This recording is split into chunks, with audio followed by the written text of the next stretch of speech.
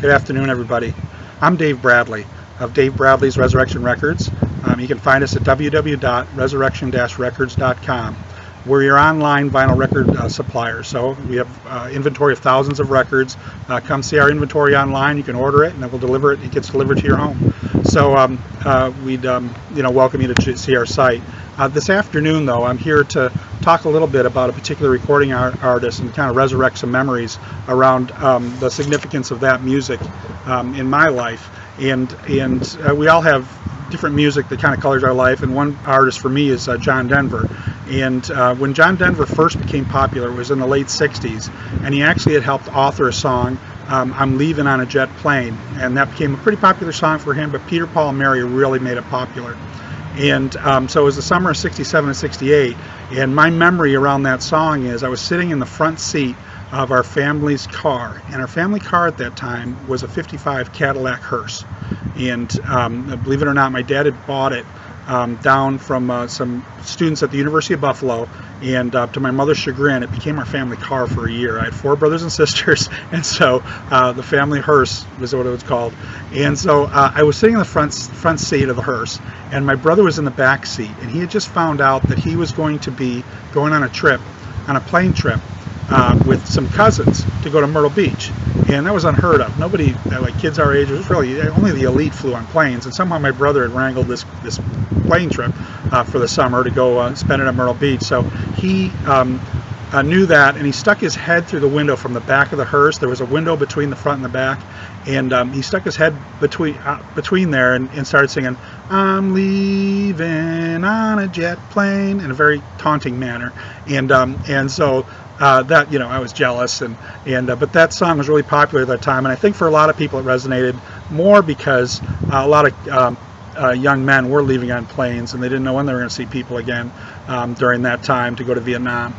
So I think that's why that song really resonated so much with the American public at the time. For myself, John Denver's music became popular in the late 60s, early 70s, and our family lived in an environment where if you listen to that music in AM radio in the morning, it just resonated with it. We had a farmhouse that we lived in that was built in 1835, and it was in western New York. Lots of trees and lakes and fields around that we would play in, and so John Denver's music was a close fit for that environment. We even had a grandma who lived with us for a couple of years, my grandma Stroop, and that song "Grandma's Feather Bed," that would represent for me what she was like. She's a lot of fun and a lot of laughter, and also just love. And so when I hear that song, it reminds me of my grandma Stroop. Later on in life, John Denver's music kind of played in, colored my world a little bit at one time.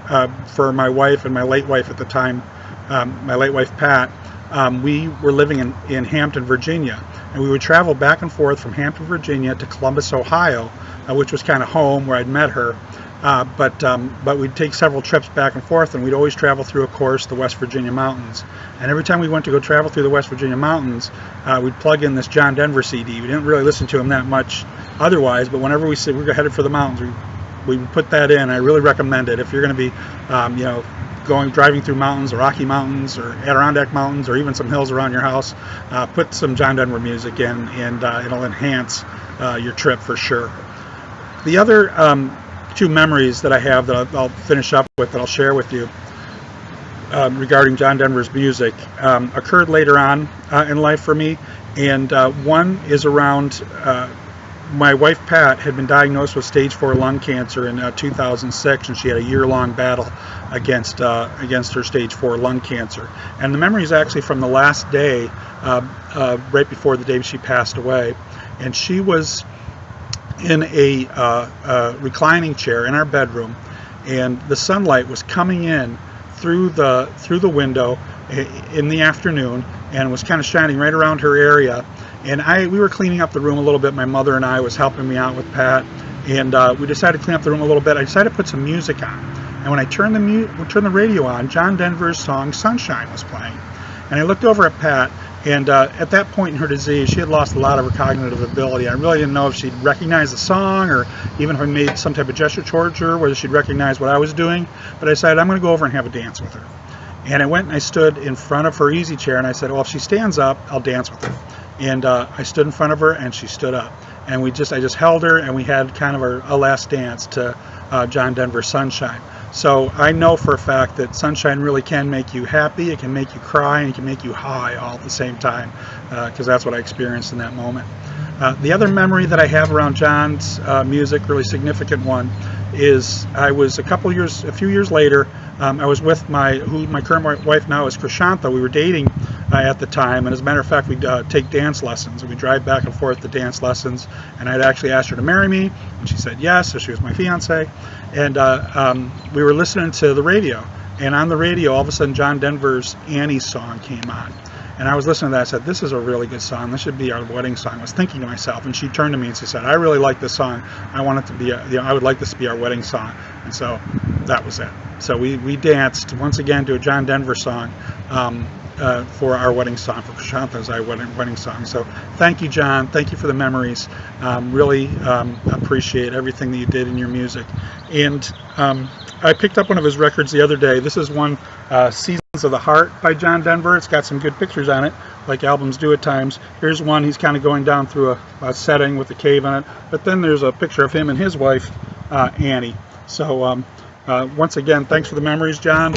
If you want to get some of your own memories, and we have our selection of vinyl records online. That's www.resurrection-records.com. You're welcome to take a look through our inventory. We have thousands. But until we speak again, I'm Dave Bradley, and be smart, be good, behave, and please don't get kicked out of the record store. Take care.